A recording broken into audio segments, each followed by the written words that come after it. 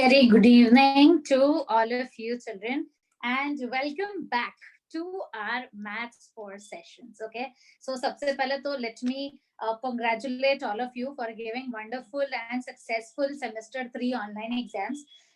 I feel it was an experience in its type, right? You can always tell your kids or when you grow up, you can always tell your children that हमारा ही एक engineering का ऐसा batch था जिसमें एक exam cancel हुआ और दूसरा हमने घर बैठे दिया ना, मतलब एकदम बोल रहे ना, इतिहास बना रहे हो आप लोग.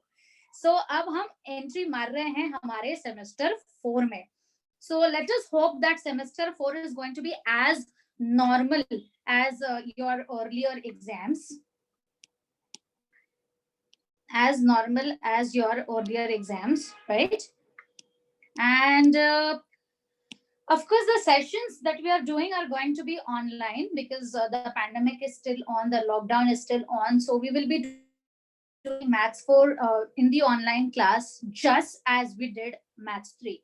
But इस बार बहुत मजा आएगा, कुछ अलग अलग तरीके, कुछ अलग अलग टेक्निक हम भी एक्सप्लोर कर रहे हैं. तो जैसे M2 के कंपैरिजन में M3 में बहुत मजा आया, ये अपना प्रॉमिस है कि M4 में और ज्यादा मजा आने वाला है ना, और ज्यादा अलग अलग टेक्निक, इनोवेशंस, इंटरैक्शंस, बहुत कुछ होगा और हम बहुत एंजॉय करेंगे हमारे सेशन को. सो आज का जो मेरा लेक्चर है, which is my first lecture, ये सभी ब्रांचेस के लिए कॉमन है. हाँ, जैसे मैथ्स 3 में कुछ टॉपिक्स सभी ब्रांचेस के लिए कॉमन थे, ठीक उसी तरह मैथ्स 4 में भी कुछ चैप्टर्स हैं जो सारे ब्रांचेस के लिए, then whether it is computer IT और मैकेनिकल सिविल और ईएक्सटीसी, इलेक्ट्रॉनिक्स, इलेक्ट्रिकल, सभी ब्रांचेस के लिए 4 चैप्टर्स जो है वो कॉमन है. ठीक है, वो 4 चैप्टर्स क्या है वो लिख रही हूं मैं. उसमें सबसे पहला चैप्टर है कॉम्प्लेक्स इंटीग्रेशन. बिल्कुल नाम देख के डरना नहीं है. फिर है कॉशीज थ्योरम, फिर है Taylor's and Laurent's. These are all named after the wonderful people who have worked for it. So Cauchy, Taylor, Lorentz, सब बंदों के नाम है. और एक है रेसिड्यू थ्योरम. तो ये ना 4 चैप्टर्स है जो सभी ब्रांचेस के लिए कॉमन है. तो इन 4 चैप्टर्स को तो हम साथ में पढ़ेंगे, और फिर जैसे ही हमारे ये 4 चैप्टर्स हो जाते हैं उसके बाद होगा ब्रांच का डिवीजन, है ना. फिर कंप्यूटर आईटी एक साथ पढ़ेंगे, मैक सिविल एक साथ पढ़ेंगे, और इलेक्ट्रॉनिक्स, ईएक्सटीसी, इलेक्ट्रिकल, बायोमेडिकल ये एक साथ पढ़ेंगे. ठीक है. So today I am going to start with this topic which is called as complex integration. The reason of starting this chapter is because it is a very छोटू सा chapter, मतलब एक lecture में शुरू करके खत्म करने वाला टॉपिक है ये. हाँ, आज शुरू करूंगी और आज ही इसे हम खत्म कर देंगे. So one shot we are doing this chapter. इस चैप्टर का weightage is around 5 marks. there is only one question which is asked from this particular chapter which is called as complex integration. तो किस टाइप के sums आते हैं, इसे कैसे सॉल्व करना है, इसके पीछे क्या कॉन्सेप्ट है, ये सब कुछ आज हम इस पर्टिकुलर चैप्टर में जो है वो सीखने वाले हैं. I am sure all of you are as excited as I am to start our subject. So are you guys ready to start? Yes, put a yes in the chat section, children. तो बिल्कुल अपना जो communicate करने का तरीका है वो भूलना नहीं है. मैं यहाँ से बात करूंगी, आपको वहां से चैट में रिप्लाई करना है, और जितने ज्यादा बच्चे रिप्लाई करेंगे, जितने बच्चे रिप्लाई करेंगे, डेफिनेटली मुझ तक वो पहुंचेगा. So very nice, almost a lot of yes that I can see over here. All right guys, so let us now very quickly start with complex integration. As we can see, there are 2 words which are used over here: complex and integration. complex का मतलब होता है complex number, और integration का मतलब होता है integrate करना है. तो मतलब ये कि किसी भी कॉम्प्लेक्स नंबर को इंटीग्रेट कैसे करना है वो हम यहाँ पे सीखने वाले हैं. ठीक है. Let us थोड़ा सा discuss what exactly is complex number. I am sure सभी लोगों को याद है. Children, do you remember every complex number is represented using z? So the moment you see z anywhere, it means you are talking about a complex number. So what exactly is this z, guys? This z is nothing but equal to x plus iy, where x is your real part and y is your imaginary part. ये जो हमारा z है that is nothing but Cartesian form बोलते हैं इसे हम. अब इसके अलावा एक दूसरा फॉर्म है जो यहाँ पे हम यूज करने वाले हैं और उसे हम पोलर फॉर्म बोलते हैं. Now what is this polar form children? According to this polar form, सबसे पहले तो इस polar form में आने के लिए कौन हमारी मदद करेगा? x which is our cos theta and then y which is our sin theta. तो उससे मिलेगा हमें z which is our cos theta plus I r sin theta. और इस टाइप के कॉम्प्लेक्स नंबर को हम polar form of a complex number कहते हैं. इसे लिखने का और एक तरीका होता है और वो और एक तरीका क्या है? r कॉमन ले लिया, cos theta plus i sin theta को e raise to i theta करके लिखिए. ठीक है, सो ये हो गया हमारा polar form of a complex number.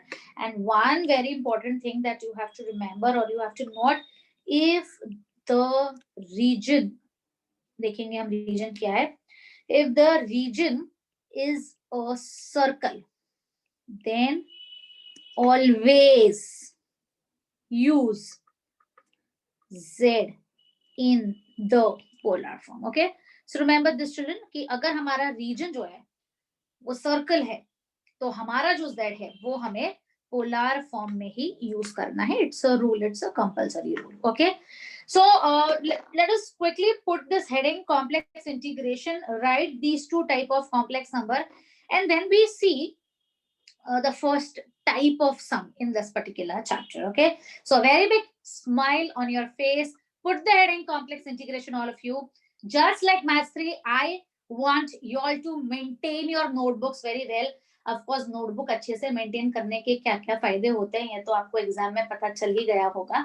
तो अभी से पहले चैप्टर से पहले सम से अपनी नोटबुक एकदम फर्स्ट क्लास अच्छी तरीके से मेंटेन कीजिए. ठीक है, so put the heading complex integration and start कॉपिंग.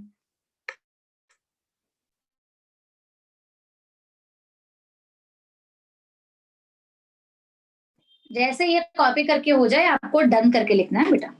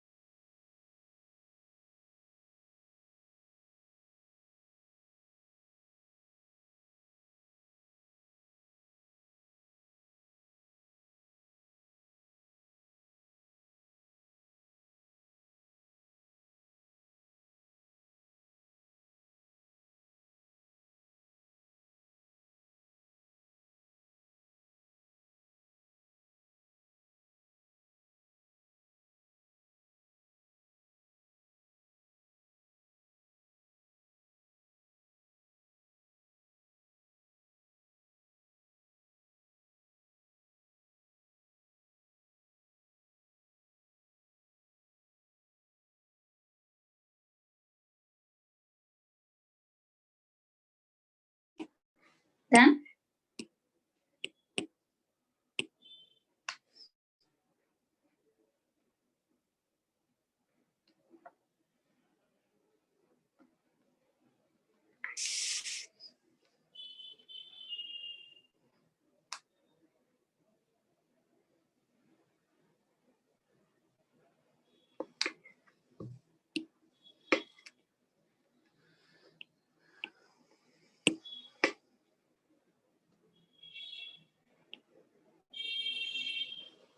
All right. So now starting with the first example, हाँ मुझे काफी सारे क्वेश्चंस आप लोग पूछ रहे हो रिलेटेड टू मैम लेक्चर्स कब होंगे, रिकॉर्डिंग मिलेगा कि नहीं, वो सारी बातें हम करेंगे थोड़ा एक दो सम करते हैं, पहले माहौल बनाते हैं, फिर आपके सारे क्वेश्चंस का मैं जवाब दूंगी, ठीक है ना। ऑलराइट, सो चिल्ड्रन यहाँ पे ना एक चीज और आप सुन लीजिए, अगर कोई भी डाउट डिफिकल्टी है, कुछ भी ऐसा है जो आपको, ऑफ कोर्स ऐसा कभी होगा नहीं कि नहीं समझ में आया, लेकिन कोई भी लाइन, कोई भी फॉर्मूला, कोई भी चीज अगर आपको नहीं समझ में आ रही है और चैट में आप मुझे नहीं बता पा रहे हो, all that you have to do is raise your hand. So यहाँ पे एक ऑप्शन है रेज योर हैंड करके, you have to raise your hand and I will unmute you, you can ask your question to me, ठीक है। आप अपना question पूछ सकते हो, सिर्फ रेज योर हैंड करना है और मैं आपको अनम्यूट करूंगी। Look at this first example, evaluate integral mod of z dz where c अपना रीजन होता है, c is the left half of the unit circle mod of z is equal to 1 from z is equal to minus I to z is equal to plus I। इसको बोलते हैं एकदम simple some. Of course पहला सम है, थोड़ा warm up session है, इतने time से हमने मैथ्स देखा नहीं, ऑलमोस्ट 10-15 दिन हो गए, तो एक सिंपल सा सम जो है वो मैं ले रही हूँ। इवैल्यूएट करना है, देख रही हो, integration of a complex number, इसे इसीलिए कॉम्प्लेक्स इंटीग्रेशन कहा जाता है। So integral of mod of z dz where c is left half of the circle with mod of z is equal to 1। So मेरा रीजन जो है ना, reason के बारे में क्या इंफॉर्मेशन दिया है, mod of z is equal to 1। Children, can I say this is nothing but equation of a circle? Does everybody agree to this? Mod of z is equal to 1 क्या है, circle का equation है। The moment I write that it is a circle, you know, you have to think about center and radius। So mod of z is equal to 1 का centre जो है वो 0,0 होगा और रेडियस जो है वो राइट हैंड साइड का नंबर होगा। मतलब ये एक क्या है, सर्कल है जिसका सेंटर 0,0 है और जिसका रेडियस जो है वो 1 है। अब हमें क्या करना है, ये रीजन ड्रॉ करने के बाद यहाँ पे वैल्यूज को सब्स्टिट्यूट करना है। इंटीग्रल लिखा, ऑफ कोर्स ये बहुत ही सिंपल सम है, जैसे कि मैंने कहा मॉड ऑफ z की जगह 1 लिखूंगी क्योंकि सम में क्लियरली दिया है कि mod of z is equal to 1 और dz को हम जो है ना ऐसे रखेंगे एज इट इज। चलो एक चीज समझ लेना कि अगर dz है तो यहाँ पे आप लिमिट्स जो है ना वो z के ही लिखेंगे और इसीलिए ये सम को सिंपल कहा जा रहा है क्योंकि z के लिमिट्स यहाँ पे दिए हुए हैं क्लियरली, एकदम क्लियरली दिया है। क्या दिया है, z is going from minus I to plus I। तो बस रेडी है, मॉड ऑफ z के जगह कांस्टेंट सब्स्टिट्यूट किया, dz एज इट इज रहेगा और z का limit minus I to plus I, क्योंकि बोला है कि it is left half of the circle. जब left half of the circle बोला ना, इसे बोलते हैं left half of the circle. बड़ी नीचे से ऊपर जा सकता है और ऊपर से नीचे भी जा सकता है, तो ये एग्जैक्टली कहां से कहां तक जा रहा है उसके लिए ये बोला है कि भाई ये z is equal to minus I से लेके z is equal to plus I तक जा रहा है, मतलब बेसिकली नीचे से ऊपर तक जा रहा है, नीचे से ऊपर तक जा रहा है, correct. So therefore what is integration of 1 z, कहां से कहां तक जा रहा है, माइनस I से प्लस I तक जा रहा है। इंटीग्रेशन होने के बाद हम क्या करते हैं, अपर लिमिट माइनस लोअर लिमिट करते हैं। अपर लिमिट क्या है I माइनस लोअर लिमिट क्या है माइनस I। आंसर कितना मिला 2I। So what is the answer for this evaluation, it is nothing but equal to 2I। A very very simple sum because the limits are already given. Start करो, copy करो।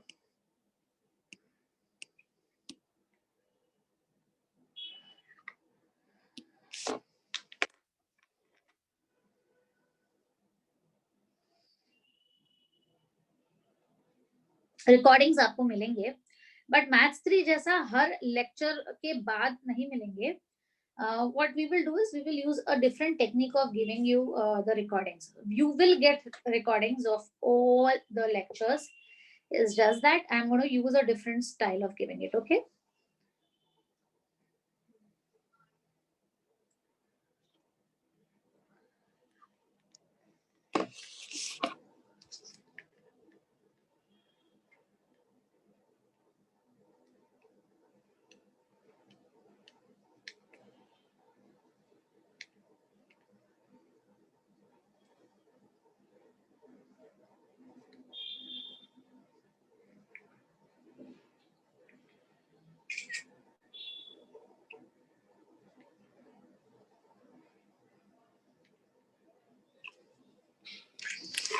ऐसे हो जाता है, done करके लिखना है। आपके बाकी सब्जेक्ट के बैचेस जो है ये वीक से स्टार्ट हो जाएंगे, ये वीक या नेक्स्ट वीक से।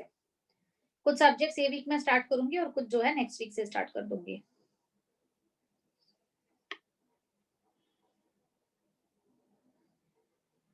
हर समय रीजन कंपलसरी है ड्रॉ करना, yes Aditya, it is absolutely compulsory to draw the region. तो हमने कुछ नहीं किया। स्टेप नंबर 1 रीजन ड्रॉ किया। स्टेप नंबर 2 जो इवैल्यूएट था वो लिखा, उसमें लिमिट्स डाल दिए। स्टेप नंबर 3 इंटीग्रेट किया and we get the answer.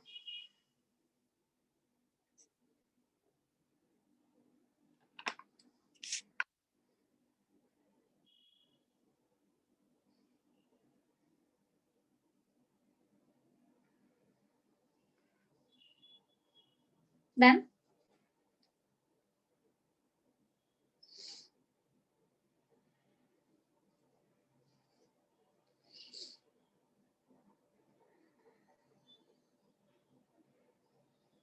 अब है ना, यहाँ पे ये एक चीज का बिल्कुल ध्यान रखना है।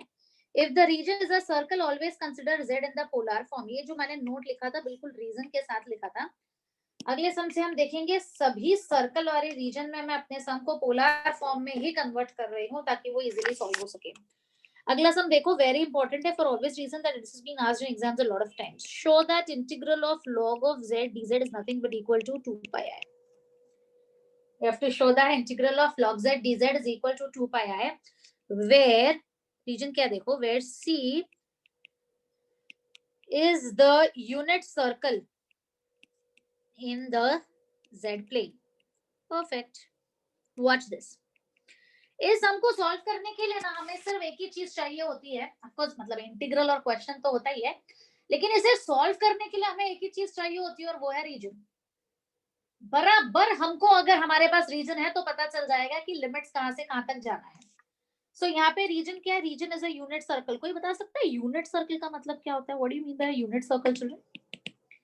What do you mean by a unit circle?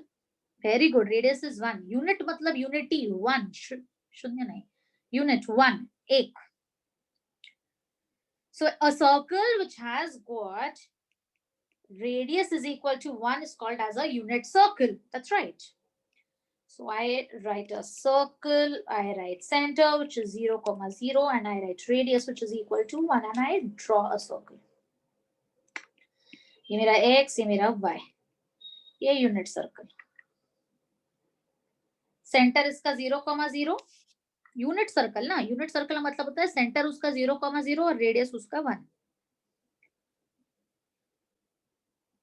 तो ये मैंने यूनिट सर्कल ड्रॉ कर दिया। अब याद रखना है वो बात, कौन सी बात? If the region is a circle then use polar form. तो पोलर फॉर्म में क्या लिखेंगे? सबसे पहले सब्स्टिट्यूट। क्या सब्स्टिट्यूट करोगे? यहाँ पे देखो नीचे लिख रही हूं मैं, substitute z is equal to r e raise to i theta. हर वो सम जो सर्कल है इसी फॉर्मूला से शुरू होगा। Substitute z is equal to r e raised to I theta. Polar form. What is r? R is radius. कितना है? 1 है। तो z is equal to e raised to I theta मिला। फिर क्या करेंगे? Differentiate both the sides. क्यों? dz चाहिए ना यहाँ पे, देखो क्वेश्चन में z के लिए वैल्यू लिखा, dz के लिए भी वैल्यू चाहिए। सो differentiate both the sides. z का derivative dz, e raised to I theta का derivative e raised to I theta into I d theta। ये सारी चीजों को लेकर अब हम अपने क्वेश्चन में अपने लेफ्ट हैंड साइड में सब्स्टिट्यूशन करने जा रहे हैं। तो यहाँ से हम शुरू करेंगे। ये हमारा LHS, integral of log z dz। Keep watching. Integral of log लिखा, z के जगह पे z का value e raise to I theta लिखा, dz के जगह dz का value e raise to I theta I d theta लिखा। इंटीग्रेशन विथ रिस्पेक्ट टू क्या है इसमें? इस पूरे इक्वेशन में इंटीग्रेशन विद रिस्पेक्ट टू क्या है? Theta. Very good, theta, that's right, perfect. Integration with respect to theta है। अगर integration with respect to theta है children, can I say limit भी थीटा का ही आएगा? जैसे integration with respect to dz होता है तो हम लिमिट z का लिखते हैं, वैसे अगर integration with respect to theta है तो कैन आई से लिमिट भी थीटा का ही आएगा, यस और नो, लिमिट थीटा का ही आएगा, यस और नो, यस बिल्कुल यस, बड़ा वाला यस। अब अगर लिमिट थीटा का है तो मुझे बताओ कि एक सर्कल में जो मैंने आपके सामने ड्रॉ किया है, थीटा किधर से किधर तक जाएगा, आपका थीटा किधर से किधर तक, वेरी गुड कशिश, very nice prompt answer, very good बेटा, किधर से किधर तक जाएगा, थीटा जो है 0 से लेकर 360 डिग्री मतलब 0 से 2 पाई जाएगा। तो यहाँ पे मुझे ज्यादा एक्सप्लेन करने की जरूरत नहीं, मेरे सारे बच्चे इतने होशियार है कि उनको बिल्कुल समझ में आ रहा है कि सर्कल है और पूरा सर्कल है तो 0 से लेकर 2 पाई तक थीटा का लिमिट जाना है। अगर सिर्फ ऊपर वाला सर्कल होता, आधा सर्कल, तो 0 से लेकर पाई होता। अगर सिर्फ फर्स्ट क्वाड्रेंट होता तो 0 से लेकर पाई बाय 2 होता। समझ में आ रहा है कि नहीं? तो अब integration with respect to theta करना है चिल्ड्रन। थीटा के अलावा जो कुछ भी आपके सामने दिख रहा है वो कांस्टेंट है। सबसे पहले चीज तो ये जो आई थीटा ऊपर चढ़ा हुआ है उसको उतार के नीचे लिखेंगे। जैसे ही इस आई थीटा को नीचे लिखा, बताए क्या आएगा, ये देखो थीटा, चलो अगले पेज पे लिखूं मैं, theta is going from 0 to 2 pi,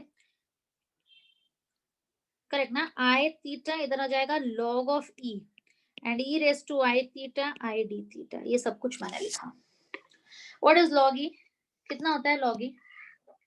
What exactly is log e? 1. Very good. तो theta is going from 0 to 2 pi. ये I और ये I सब में कुल मिलाकर 2 आए हैं। ये देखो एक इधर है और एक इधर है। ये I और I स्क्वायर होता है। I स्क्वायर -1 होता है तो -1 बाहर, अंदर बचा theta e raise to I theta. और अब मजा आने वाला है। मजा क्यों आने वाला है? इंटीग्रेशन करना है विद रिस्पेक्ट टू थीटा करना है। मेरे पास 2 टर्म है, दोनों में थीटा है। कौन सा फॉर्मूला यूज होगा? अपना वाला। क्या बात, अब मतलब देख रहे हो यहाँ पे ना, कम से कम 15 लोगों ने आंसर किया है, सिर्फ 2 लोगों ने u इंटू वी लिखा है, बाकी सबने अपना वाला लिखा है। इंटीग्रेशन करना है, अंदर 2 टर्म है, दोनों में थीटा है, यहाँ पे u इंटू वी यूज होगा, अपना वाला u इंटू वी यूज करेंगे। अपना वाला u इंटू वी क्या है? कुछ स्टूडेंट्स है जो आज मेरा फर्स्ट लेक्चर बैठे हैं, तो उन बच्चों के लिए एकदम डिटेल में बताऊंगी कि ये अपना वाला फॉर्मूला एग्जैक्टली क्या है बेटा। जब भी इंटीग्रल होता है, इंटीग्रल के अंदर 2 टर्म होते हैं और दोनों आपस में मल्टीप्लाइड होते हैं, फंक्शन ऑफ एक्स या फंक्शन ऑफ थीटा होता है जैसे इसमें है, तो इंटीग्रेशन के रूल के हिसाब से u इंटू वी का फॉर्मूला लगता है। तो हम लाइट वाइट यूज नहीं करते, हम अपना वाला u वी यूज करते हैं उस अपने वाले फॉर्मूला के हिसाब से। ऐसा टर्म जिसका डेरिवेटिव टर्मिनेट होके 0 हो जाता है, ऐसा टर्म जिसका डेरिवेटिव टर्मिनेट होके 0 हो जाता है, ऐसे टर्म को हम u बोलते हैं। जैसे x स्क्वायर का डेरिवेटिव 2x, 2x का डेरिवेटिव 2, 2 का डेरिवेटिव 0। तो ऐसा टर्म जिसका डेरिवेटिव आगे जाके 0 हो जाए, ऐसे टर्म को हम बोलते हैं u। और ऐसा टर्म जिसका डेरिवेटिव कभी 0 नहीं होता, जैसा e raise to x, e raise to x का derivative e raise to x, उसका derivative e raise to x, कभी 0 नहीं हुआ, ऐसे टर्म को अपन बोलते हैं v। तो इस सब में बताओ सबसे पहले u क्या है और v क्या है, फटफट बताओ। What is theta? Very good, u। And what is e raise to I theta? v। तो ये हुआ सब में u और v मार्क करना। ऐसा टर्म जिसका डेरिवेटिव टर्मिनेट होके 0 हो जाए, ऐसा टर्म बना u। और ऐसा डेरिवेटिव, ऐसा टर्म जिसका डेरिवेटिव कभी 0 नहीं हो, ऐसा टर्म बना v। फॉर्मूला ऐसा है, u को एज इट इज, आ रहा है कि नहीं समझ में मृगांक? u को एज इट इज, v का इंटीग्रेशन, बोलो e raise to I theta का इंटीग्रेशन क्या होता है? e raise to I theta upon i। बहुत बढ़िया। u को एज इट इज, v का इंटीग्रेशन माइनस पहले वाले का डेरिवेटिव, मतलब थीटा का डेरिवेटिव क्या है? थीटा का डेरिवेटिव 1। दूसरे वाले का integration e raise to I theta का इंटीग्रेशन है e raise to I theta upon i, और एक i ऑलरेडी था तो i स्क्वायर। ये माइनस है, अगले टर्म में प्लस होगा। पहले वाले का डेरिवेटिव 1 का डेरिवेटिव 0 होता है, मतलब बात यहाँ पे ही खत्म, फॉर्मूला यहीं पे खत्म। ये हमारा u इंटू वी बना। चिल्ड्रन चैट सेक्शन में आके बताओ जम गया मैंने कैसे ये फॉर्मूला लिखा है?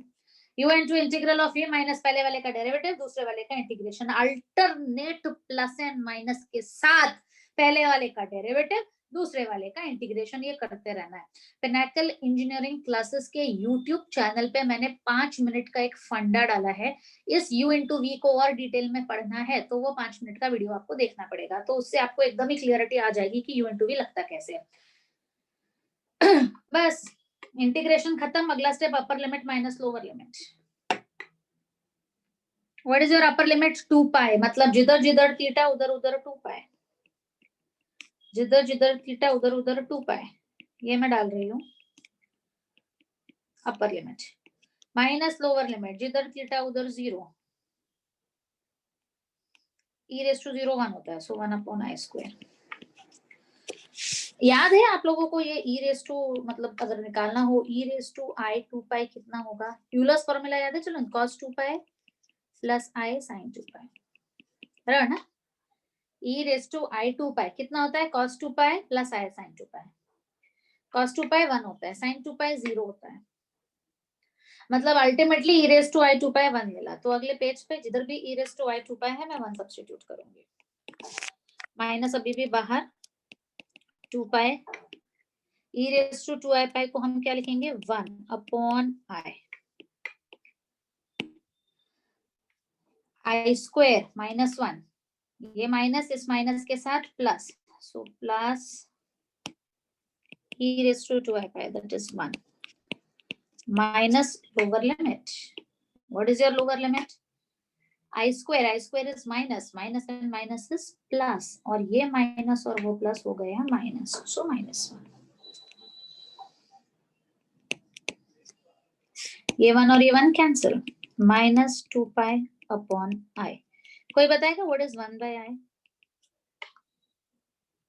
कोई बताएगा what is 1 by i? 1 by i, what is 1 by i? Minus i, याद रखना 1 by i minus I.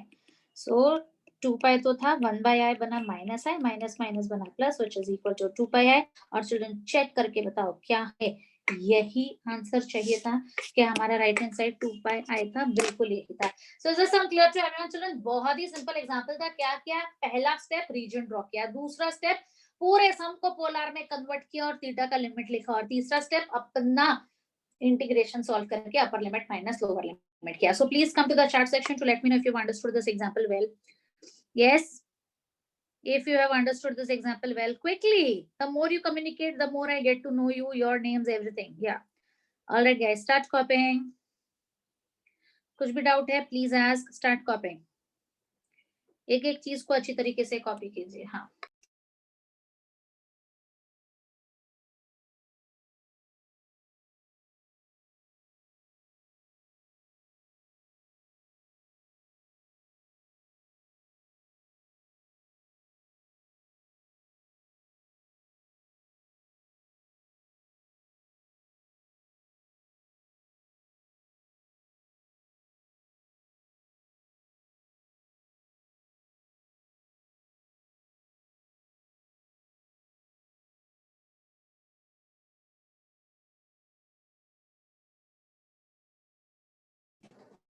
yes, just copy it first, Madhura. Just copy it first, and I shall explain it again. Don't worry.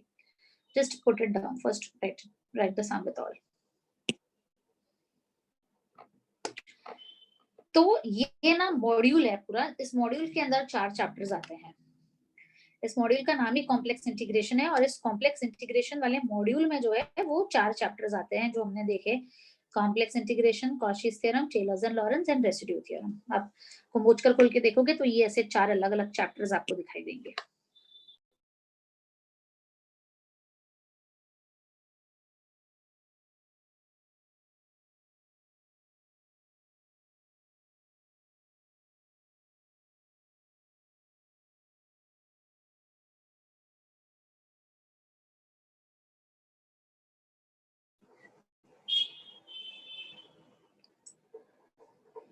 Portion easy है ना, आपको tension क्यों लेना है Akanksha? When I am there, don't have to fear, I will make it as much as easy as I can, don't worry.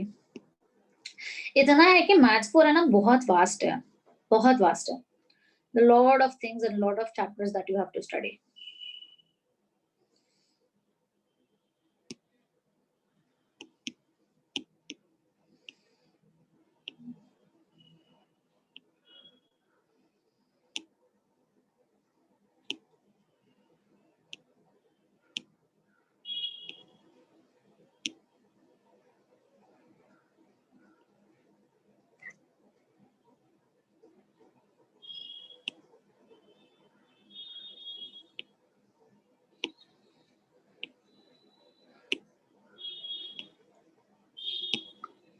Done, page change करूं?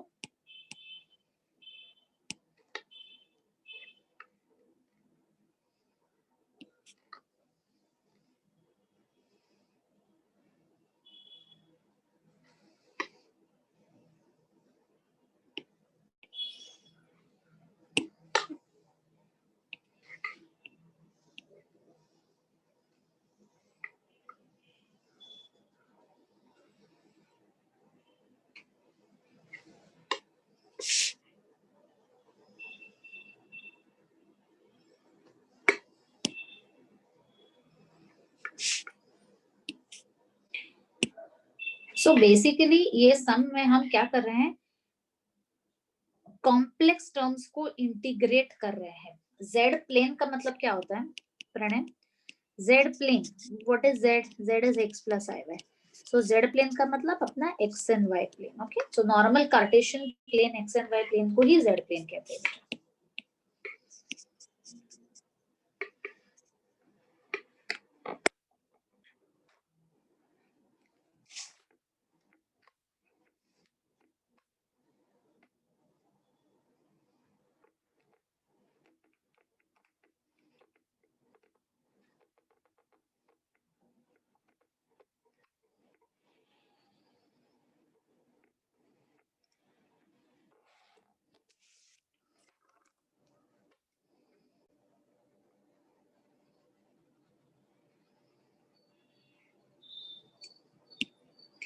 Since this is the only topics that are common, of course I had to start the batch with these topics only, but it's fun studying, it's absolutely scoring.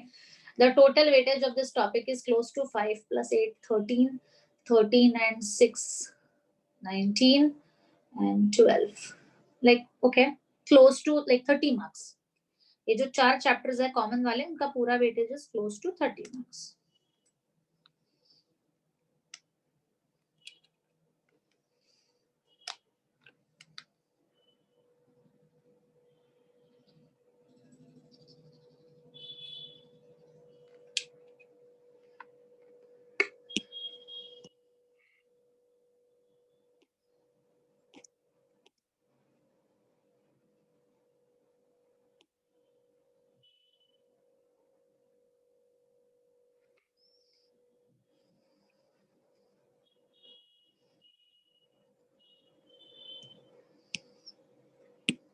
Done?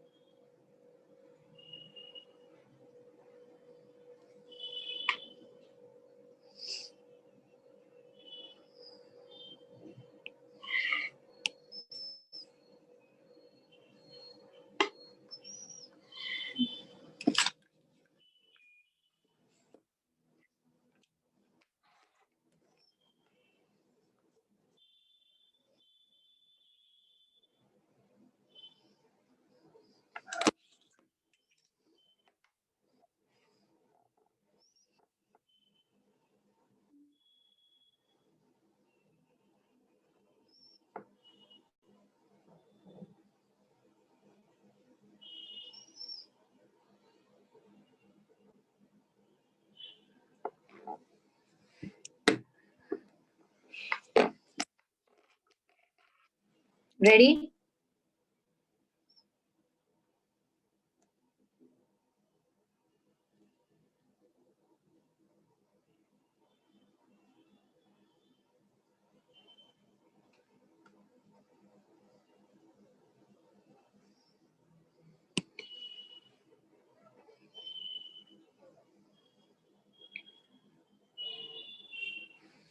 So remember children, remember what? Remember this very very important point. Cartesian form में अगर हम काम कर रहे हैं तो हम z is equal to X plus I Y ही यूज करेंगे, और पोलार में हम यूज कर रहे हैं तो हम z is equal to r e raise to I theta ही यूज करेंगे। हम r cos theta plus i r sine theta इसलिए यूज नहीं करेंगे because it is too lengthy to write. इसका ही form r e raise to I theta, it is the same thing. So r e raised to I theta looks a little compact. That is the reason we use it. Cos लिखेंगे, sign लिखेंगे, उससे अच्छा है हम e raised to I theta लिखेंगे. Okay Amandeep, is your question answered बेटा? It is easy to write exponential instead of writing cos and sin.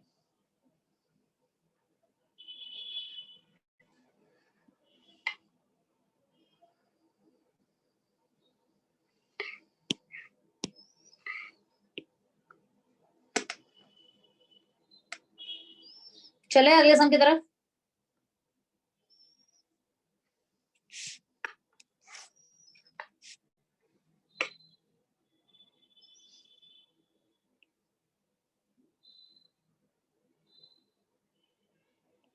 तो अब हम बढ़ते हैं towards the next example. Watch this. Evaluate integral z square dz where C is the circle, x is equal to r cos theta and y is equal to, तो ये ना examiner x is equal to r cos theta और y is equal to r sin theta, ये examiner क्यों दे रहा है?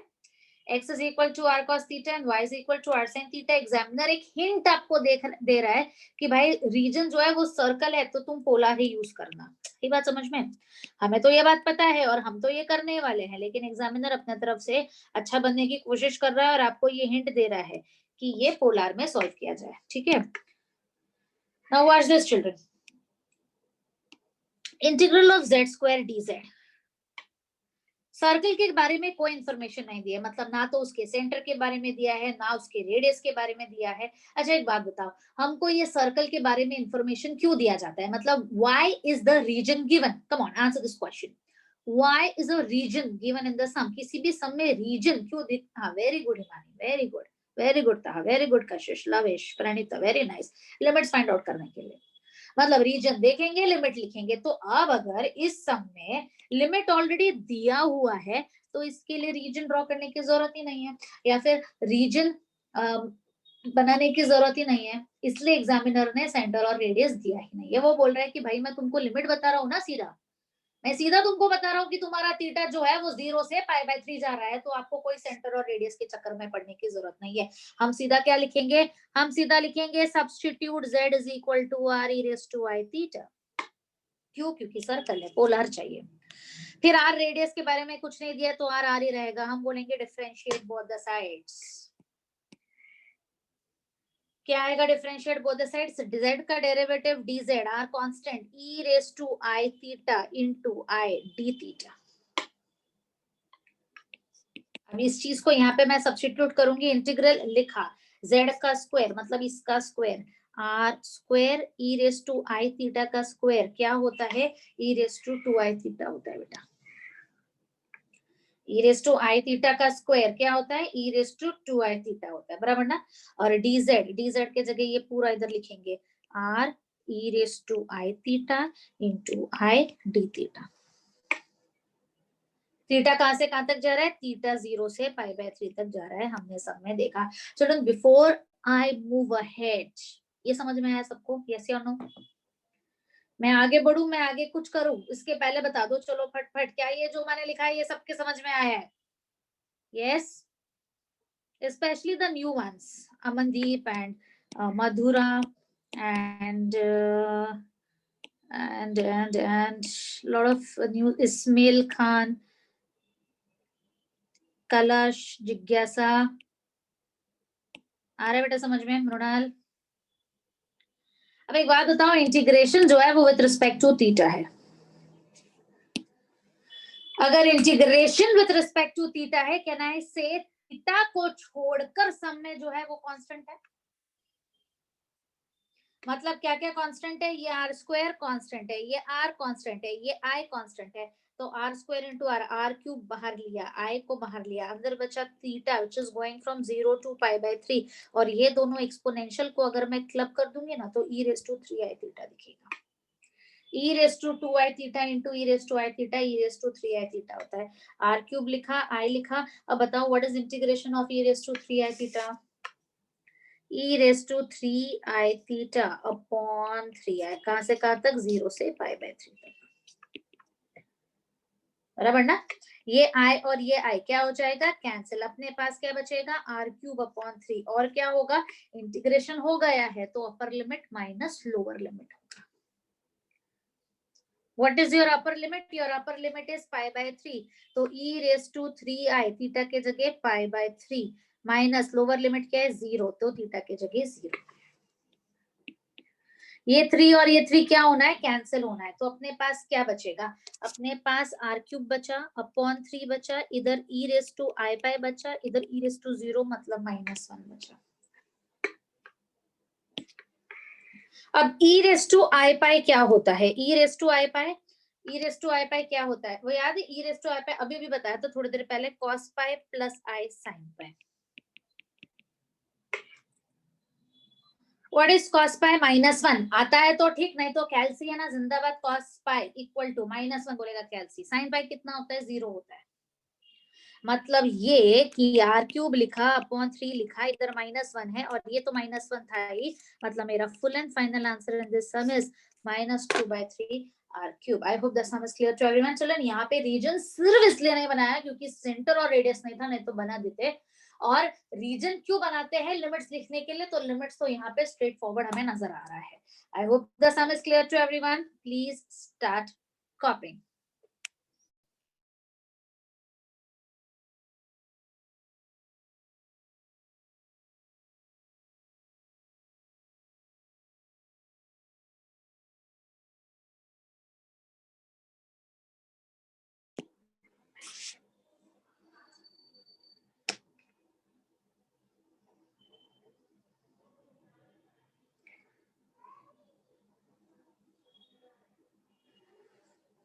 There'll be a unique username provided to all the students after they confirm their admission.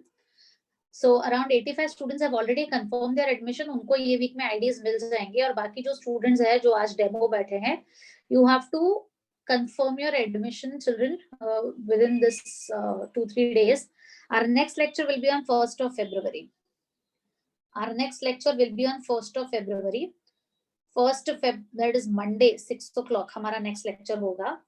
और आपको अपना admission जो है उसके पहले कंफर्म करना है to get your permanent user IDs, और वो permanent user ID and user name से ही आपको लेक्चर में लॉगिन करने मिलेगा।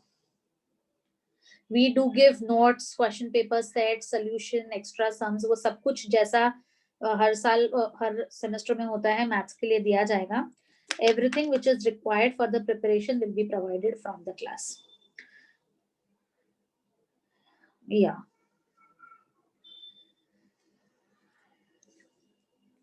So we will have lecture, next lecture will be on 1st of February. Maths lectures will be twice a week. हफ्ते में 2 बार होगा.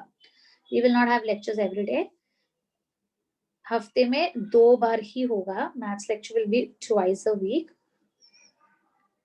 1st February, that is Monday को मैं announce करूंगी कि कौन से 2 दिन week में हम select करेंगे. Which 2 days will be selected, that I will announce on Monday.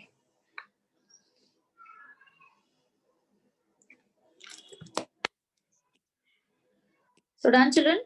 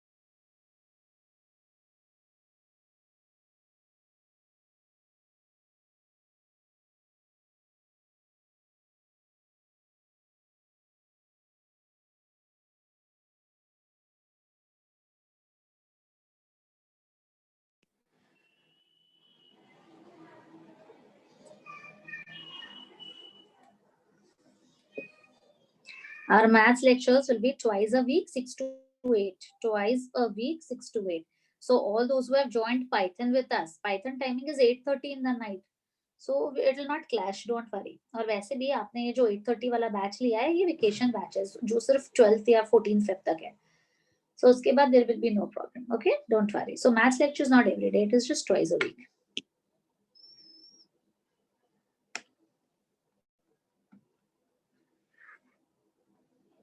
C means region.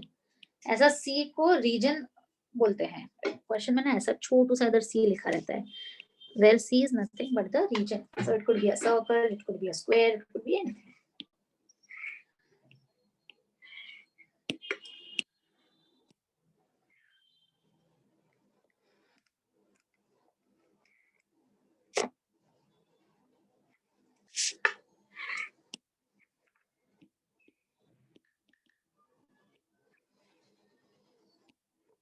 Ready for the next sum?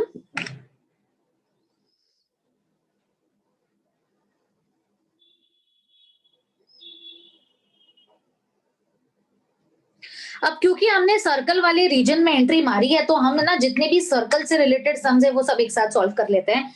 तो अभी जो हमने 3 सम्स देखे वो सारे वो सम्स थे जिनमें रीजन सर्कल था. ये अगला सम आपके सामने, इसमें भी रीजन जो है वो सर्कल ही है. Watch this. Evaluate integral of z bar plus 2z dz along the circle x square plus y square is equal to 1. So watch this, children. What is the first thing that we see in the sum? The first thing that we see in the sum is region. और region क्या है? Region circle है. x square plus y square is equal to 1. क्या है? Circle है. So लोग फट बताओ मुझे इस सर्कल का सेंटर क्या है? What is the center of this circle? Yeah, two big fat zeros. 0, 0. What is the radius? Radius is 1. तो वही अपना हमेशा का x axis and y axis और 0, 0 और radius 1. ये बना मेरा सर्कल. अब क्योंकि सर्कल है मेरा सम पोलर में सॉल्व होगा तो substitute z is equal to polar r e raised to I theta. What is r is radius. Radius कितना है? Radius 1 है. मतलब z is equal to I theta. फिर क्या करेंगे? डिफरेंशिएट करेंगे बोथ द साइड्स. z का derivative dz e raised to I theta into I d theta. जम रहा है ना ये. अब क्या करेंगे? अब ये सब कुछ जो है ना अगले पेज पे मैं सब्स्टिट्यूट करूंगी. क्वेश्चन क्या था बेटा मेरा? क्वेश्चन था integral of z bar plus 2z dz. अब क्या करेंगे? एक एक करके सारे वैल्यूज को सब्स्टिट्यूट करेंगे. अच्छा मुझे ये आपसे सुनना है, मुझे जानना है कि कितने लोगों को ये मालूम है अगर z r e raised to I theta है तो z बार क्या है? z बार क्या है? क्या बात है, वेरी गुड. z बार क्या है? चिल्ड्रन कैन आई से z बार उसका कॉन्जुगेट है? माहिती है ना सगळ्यांना? सबको पता है कि नहीं है? z बार उसका कॉन्जुगेट है. Very good. और कॉन्जुगेट म्हणजे काय? कॉन्जुगेट मतलब change the sign of the imaginary. जो भी इमेजिनरी है उसका साइन चेंज करो. इसका मतलब ये कि अगर z r e raised to I theta है तो z bar r e raised to minus I theta होगा. आई होप ये बात यहाँ पे सबको समझ में आ गई.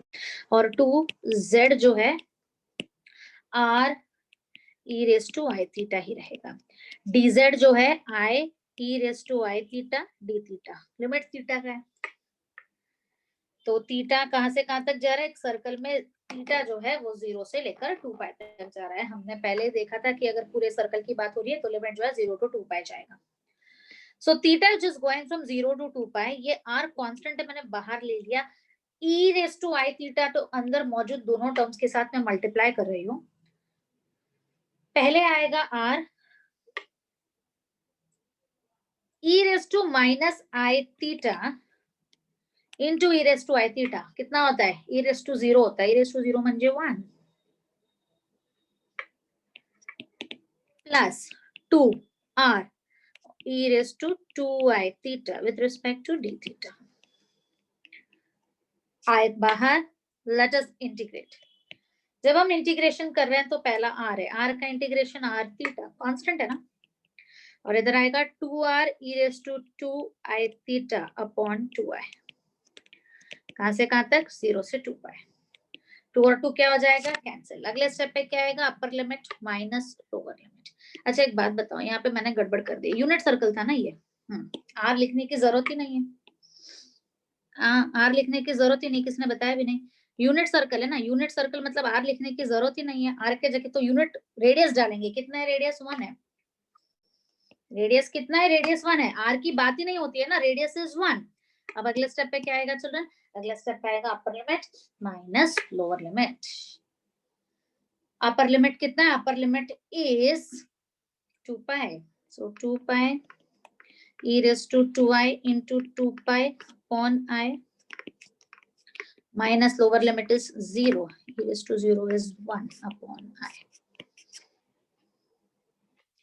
I अभी भी बाहर, 2 pi plus e raised to 4i pi upon I minus 1 by I। अब e raised to 4i pi कितना होता है? थोड़ी देर पहले देखा, cos 4 pi plus I sin 4 pi। cos 4 pi 1, sin 4 pi 0, e raised to 4i pi 1 होता है। ये वैल्यू को मैं अब यहाँ पे सब्स्टिट्यूट कर रही हूँ। i बाहर,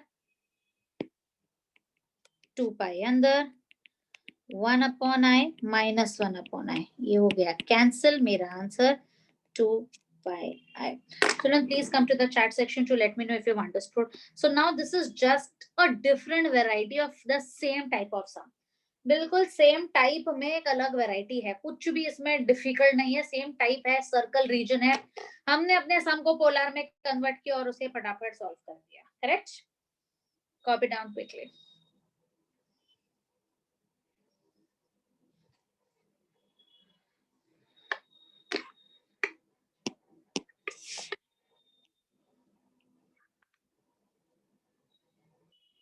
अमनदीप समझ में आ रहा है बेटा? जो जो ऐसे नए नए बच्चे दिख रहे हैं ना, मैं उनको पूछूंगी। अनुष्का, अनुष्का,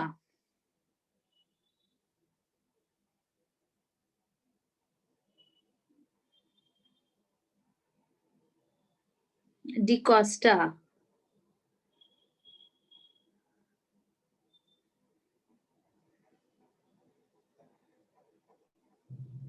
समझ में आ रहा है? Are you understanding? Madhura, Momika, कशिश,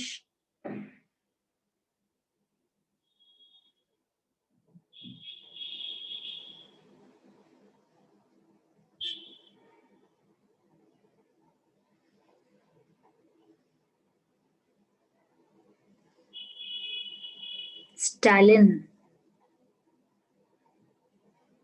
उमेश, बस बाकी तो सब मेरे चुने हैं। आप लोगों को आ रहा है बेटा समझ में?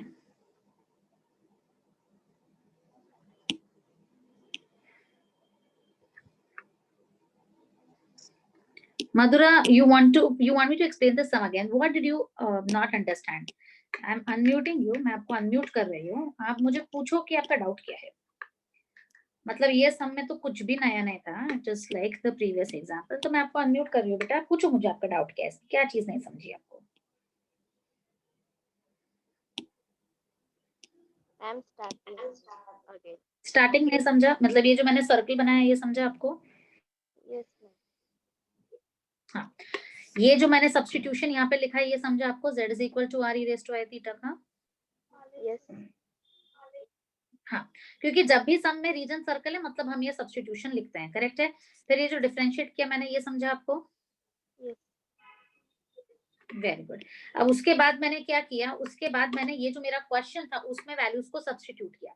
तो z की जगह z डाला, dz की जगह dz डाला और z बार के जगह जो z बार है वो डाला। करेक्ट? ये वाली लाइन समझिए आपको? Yes। ये ऐसे बोल रहे हो ना कि मेरे कान बज रहे हैं, सुनाई दे रहा, मतलब आप ऐसे बोल रहे हो, राइट? Yes। Yes। फिर उसके बाद हमने नॉर्मल इंटीग्रेशन किया है बेटा। ई रेस टू आई थीटा को अंदर मल्टीप्लाई किया और नॉर्मली इसे इंटीग्रेट किया है। तो जब मैं ई रेस टू आई थीटा को अंदर मल्टीप्लाई करूंगी तो मुझे यहाँ पे 1 + 2 ई रेस टू 2 आई थीटा मिला, जिसको मैंने इंटीग्रेट किया विद रिस्पेक्ट टू थीटा। ये इंटीग्रेशन मैंने कैसे किया ये समझ में आया आपको? No ma'am। 1 का इंटीग्रेशन थीटा होता है Yes। और e raise to 2 i theta का integration e raise to 2 i theta upon 2 i होता है बेटा। करेक्ट है ये?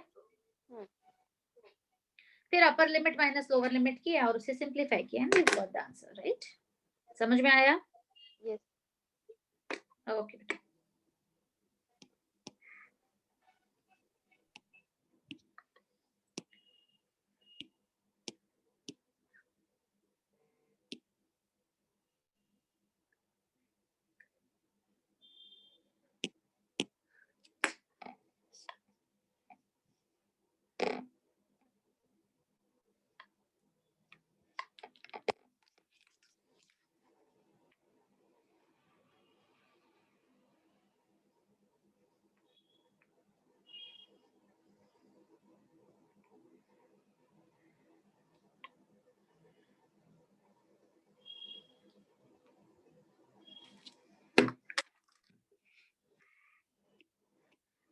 फर्स्ट पेज नहीं हुआ है क्या? ओके, वन सेकेंड, देख लो।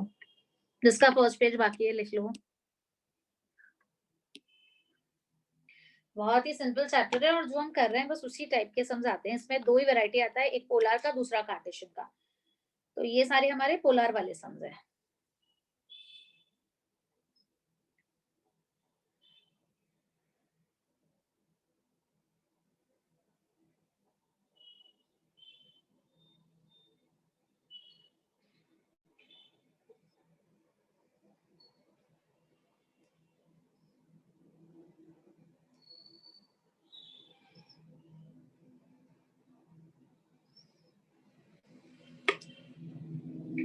ये चैप्टर्स में कुछ नहीं, रीजन के नाम पे सिर्फ सर्कल और कार्टेशियन में हम देखेंगे थोड़ा बहुत लाइन और पैराबोला होता है बेटा।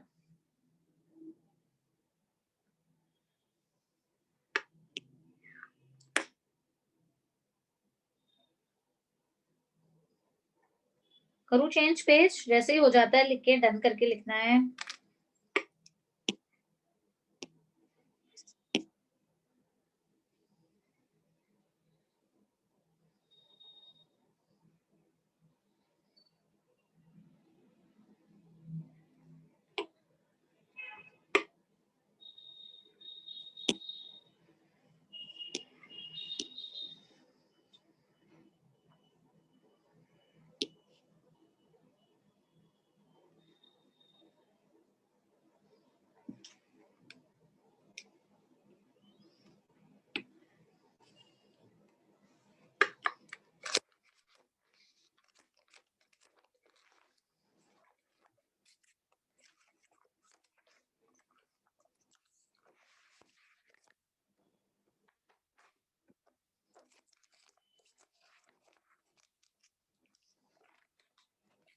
ऑफलाइन कब होगा यार? वो तो ना सच में मुझे भी नहीं पता कि ऑफलाइन कब होगा। अब तो सच में ऐसी ऑनलाइन की आदत हो गई है, अकेले स्क्रीन को देख के बातें करते रहो। ये सेमेस्टर भी ऑफलाइन थोड़ा सा तो डिफिकल्ट ही लग रहा है, but you never know, the vaccine drive is already on, so let us hope. वैसे अपनी ऑनलाइन और ऑफलाइन टीचिंग में बस एक ही चीज का फर्क है, वो ये कि यहाँ पे सिर्फ स्क्रीन दिख रहा है और वहां पे पूरा माहौल दिखता है ना। बाकी तो नंबर ऑफ सम्स, एक्सप्लेनेशन, कहीं भी कोई फर्क नहीं है।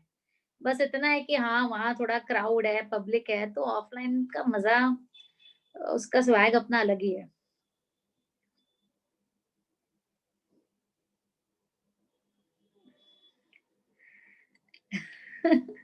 करेक्ट।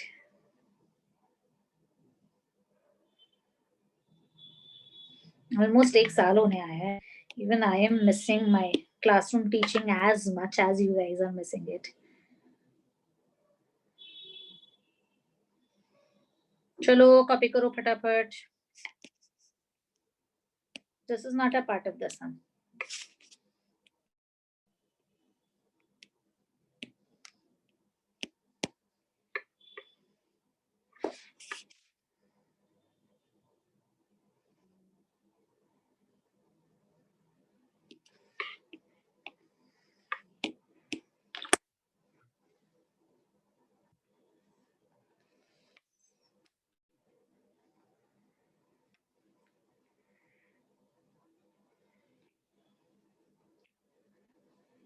ये जो चैप्टर है complex integration, it is divided into 2 parts, one is polar and second is cartesian. तो आज हम पूरा इसका जो पोलर वाला पार्ट है ना वो पढ़ेंगे, और हमारा जो 1 फरवरी को लेक्चर है तो उस दिन हम इसका जो कार्टेशियन वाला पार्ट है वो पढ़ेंगे।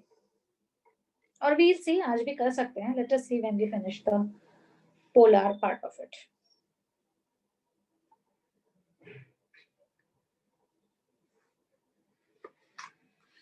Done.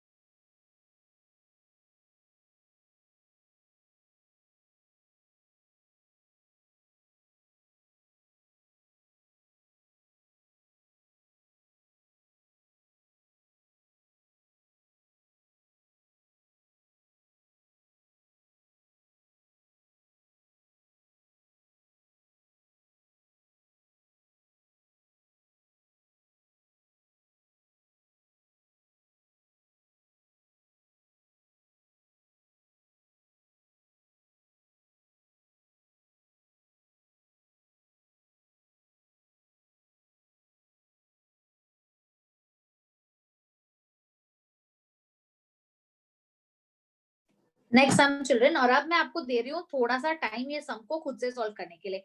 Can you guys try this? Yes. Integral of z bar dz, where try doing this and I'm sure all of you are going to get the answer, where c is the upper half of the circle r is equal to 1. Upper half of the circle r is equal to 1, circle है r is equal to 1 मतलब radius is equal to 1 है, और कुछ नहीं दिया है तो by default हम इसको यूनिट सर्कल कंसीडर करेंगे। इसका मतलब सेंटर इसका 0,0, रेडियस इसका 1, ये x ये y, और अपर हाफ बोला है मतलब यहां से लेकर यहां तक। ठीक है, ट्राई करना चाहोगे? यस और नो? ट्राई करो, चलो every one of you try it. yes, try करो।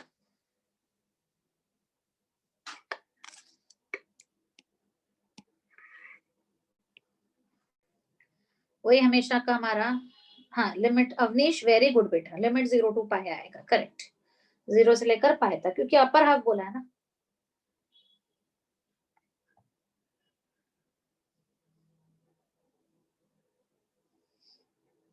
अपर हाफ बोला है इसलिए लिमिट 0 से लेकर पाई तक आएगा।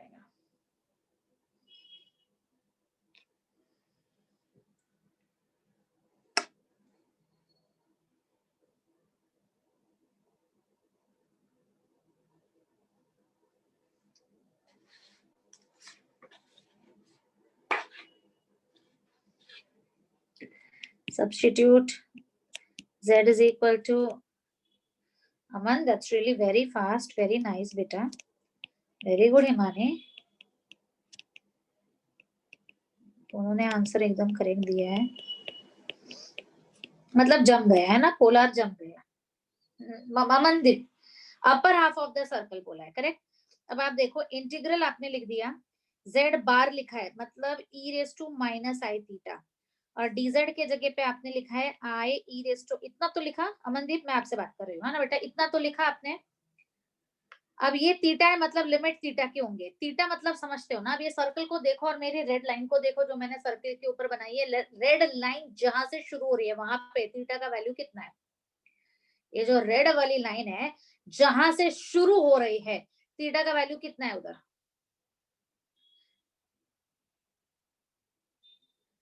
0 है। अब समझते हो ना, इसको 0 बोलते हैं।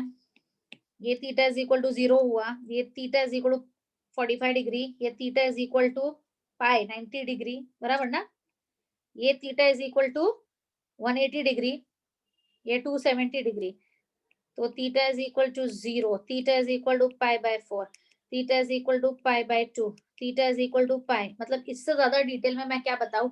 अब आप बताओ कि जो रेड वाली लाइन है मेरी, ये कहां से शुरू हो रही है? थीटा इज इक्वल टू 0 से शुरू हो रही है, कहाँ तक जा रही है, थीटा इज इक्वल टू पाई तक जा रही है। ये समझा बेटा? सिर्फ यस या नो में जवाब दो। ये समझ में आया सबको? आपको? अब बस क्या करना है, इसको सॉल्व करो। जितने भी बच्चों ने आंसर लिखा है यहाँ पे सबका आंसर सही है।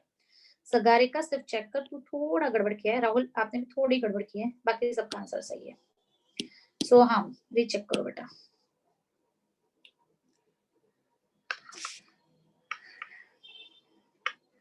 e raise to I theta और e raise to minus i theta cancel हो जाएगा, अपने पास सिर्फ i बचेगा। थीटा इज इक्वल टू 0 से लेकर थीटा इज इक्वल टू पाई, अंदर कैंसिल होके बचा 1। 1 का इंटीग्रेशन थीटा होता है जो जा रहा है 0 से लेकर पाई तक, तो मेरा आंसर इज आई पाई। क्या बात, very good, very good. Children, is the sum clear to everyone? एकदम सिंपल सा, यही आया। क्या बात। तो अब मेरा क्वेश्चन एकदम सिंपल है, अगर पूरा सर्कल पूछते हैं, फुल सर्कल, तो थीटा कहां से कहां तक जाता है? फटफट बताओ चैट में आके। अगर बात पूरे सर्कल की हो रही है, फुल सर्कल की हो रही है, तो थीटा कहां से कहां तक जाता है? 0 से 2 पाई, वेरी गुड। अगर बात अपर हाफ ऑफ सर्कल की हो रही है, अपर हाफ, अपर हाफ जैसा इस सम में था, अपर हाफ, ऊपर वाला हाफ, तो थीटा किधर से किधर तक जाता है? वेरी गुड, वेरी गुड, 0 से पाई तक जाता है, वेरी गुड। अगर बात फर्स्ट क्वाड्रेंट की हो रही है, first quadrant, we are talking about the first quadrant, तो थीटा किधर से किधर तक जाता है? वेरी गुड, 0 से पाई बाय 2, वेरी गुड, 0 से पाई बाय 2। अगर बात lower half of the circle की हो रही है, नीचे वाला हाफ, तो बताओ थीटा कहां से कहां तक जाएगा? Lower half of the circle, lower half of the circle, lower half, pi to 2 pi, सही जवाब। पाई से लेकर 2 पाई, लोअर हाफ ना, नीचे वाला हाफ, तो पाई से लेकर 2 पाई तक जाएगा। क्या बात है, मतलब एक नंबर आंसर दे रहे हो, very good, very good. Alright children, so have you understood कि पोलर कॉम्प्लेक्स इंटीग्रेशन के किसी भी सम को अगर पोलर फॉर्म में है तो किस तरह से सॉल्व करते हैं? क्या ये बात यहाँ पे आप सभी लोगों को अच्छी तरीके से समझ में आ गई है? यस।